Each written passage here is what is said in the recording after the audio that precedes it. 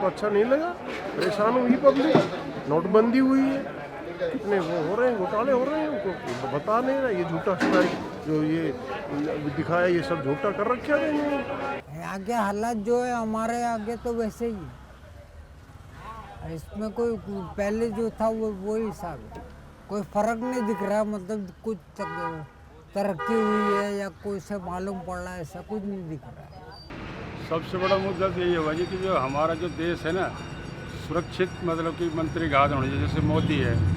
There is a tendency of unemployment, but of course in the last few years we have seen very concentrated loss of jobs. Congress doesn't really indulge into hate politics, which is after economics, I think my main concern would be that I need an educated leader. I need to see a prime minister who talks about education and peace and love.